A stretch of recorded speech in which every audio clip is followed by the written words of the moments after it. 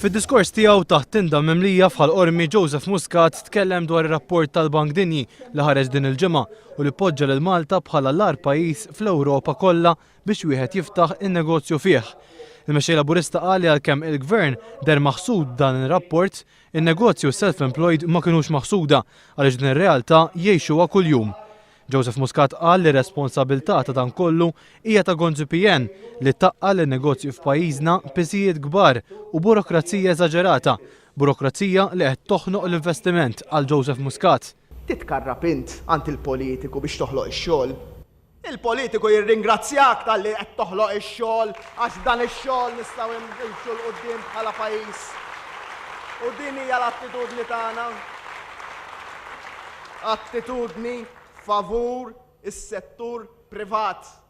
Is-settur privat il-mutur il-kbir għal-ġejjieni ta' pajjiż. Joseph Muscat ikkwota l-istess rapport li jgħid li jekk ikun hemm imprenditur li jixtieq jiftaħ negozju fil-Ġermanja dan jinħariġlu l-permess tas-servizz tad-dawl f'ġimagħtejn meta f'Malta jrid jistenna 4 xhur u nofs. L-istess bħal ħafna proċeduri oħra inkluż biex wieħed jinħariġlu permess ħalli jibni binja kummerċjali. Il-mexxej Laburista reġa' sostna li lan aħħari tal-moviment li qed jinbena madwar il-Partit Laburista huwa li tinbena middle class ġdida f'soċjetà fejn min għandu jisseddaqlu l-ġid u min m'għandux jiġi f'pożizzjoni li jimxi l qudiem. Iżda biex nibnu din il-middle class ġdida irridu ninvestu fin-negozji sostna Joseph Muscat. Għalhekk għal Dr. Muscat gvern ġdid ser iħalli l-negozji jaħdmu għaliex dawn iġibu x-xogħol.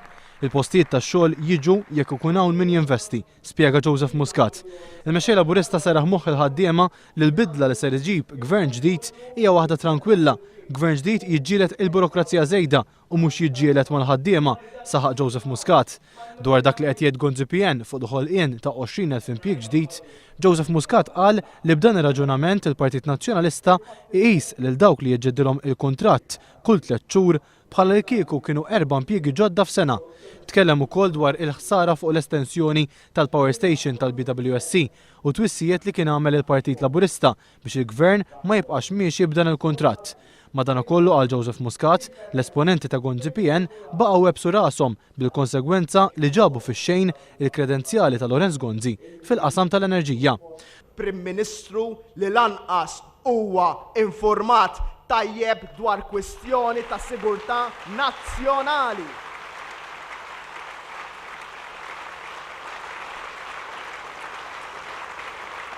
U hawnhekk bitti il-kwistjoni tal-BWSC f'sitwazzjoni fejn qed tipperikolana deċiżjoni ħażina li ħal Prim Ministru li m'għandu l-ebda kredenzjali issa fuq il-qasam tal-enerġija m'għandu l-ebda tip ta' kredenzjali illi jitkellem dwar l-enerġija. Joseph Muscat qal li l-kwistjoni tal-BWSC mhux ser tintnesa. Il-mexxej Laburista wieħed li waħda mill-liġijiet li gvern ġdid ser iddaħħal hija l-Whistleblowers Act li tipproteġi lil min jikxef il-korruzzjoni politika f'pajjiżna.